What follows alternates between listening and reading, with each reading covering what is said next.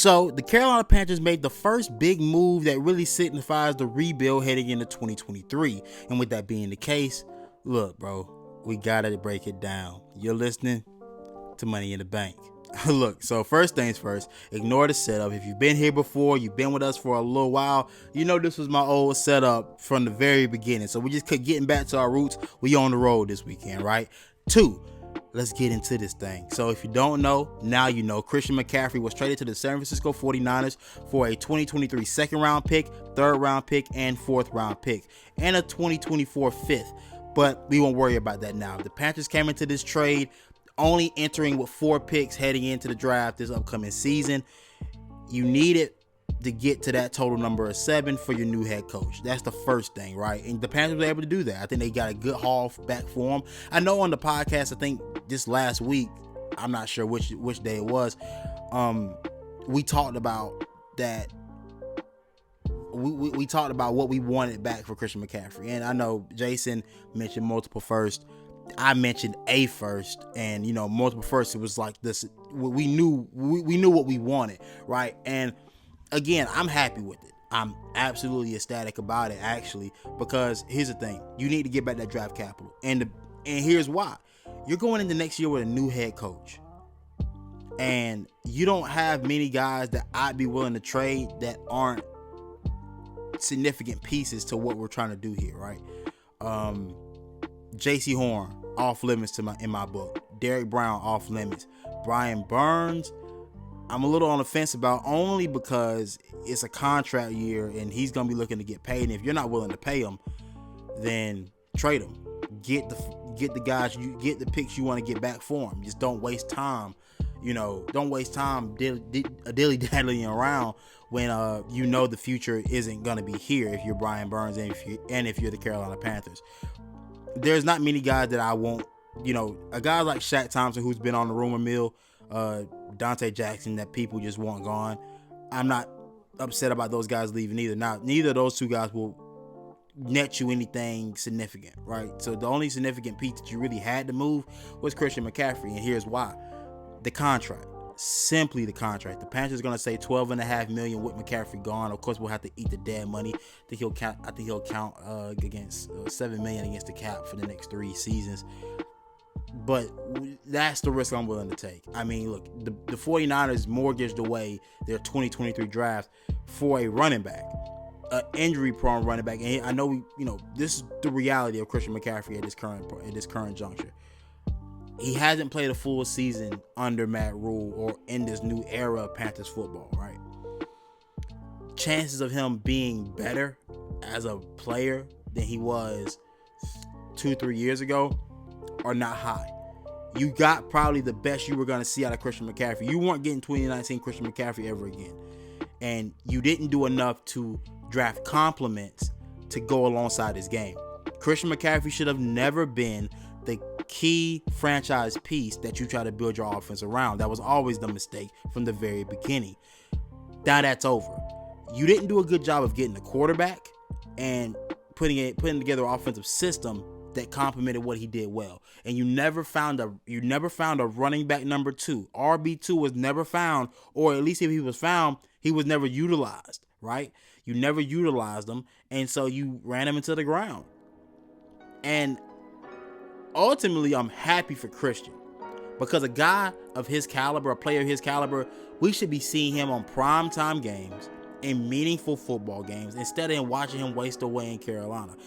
Look, there are people that are, obviously Panthers Twitter is a very, very fast moving place. So, of course, the first thing was that, well, what are we going to do with the draft picks that this franchise hasn't already done before? Bro, you do understand there's a new head coach coming. We don't know who he's going to be yet. But the regime that made the last set of picks, mind you, I'm not... Look, there's a couple of picks that I just necessarily hate from Matt Rule's tenure. But let's be clear, he did get Derek Brown right. He did get J.C. Horn right.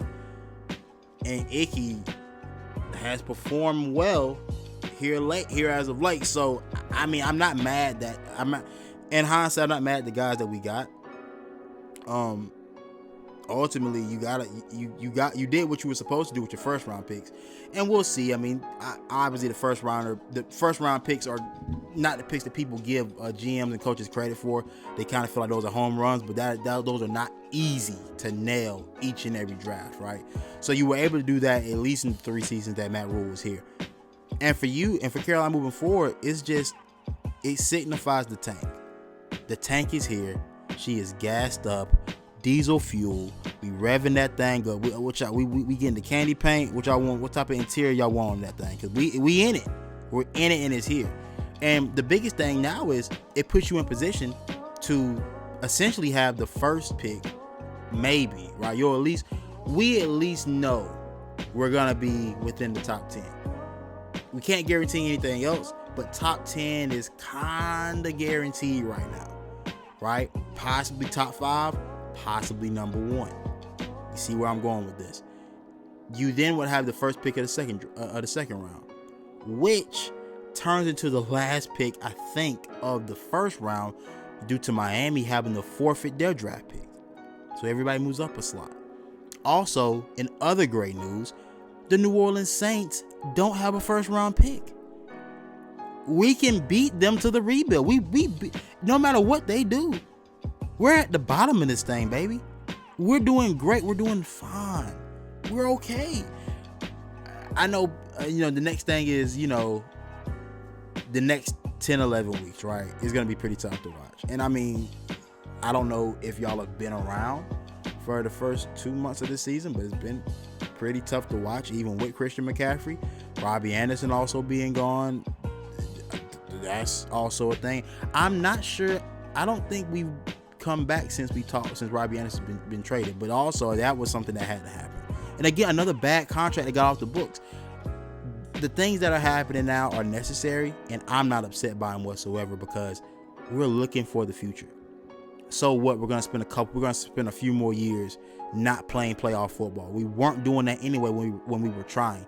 And the biggest thing here is that a new coach is gonna want to draft his players and get his players in the building.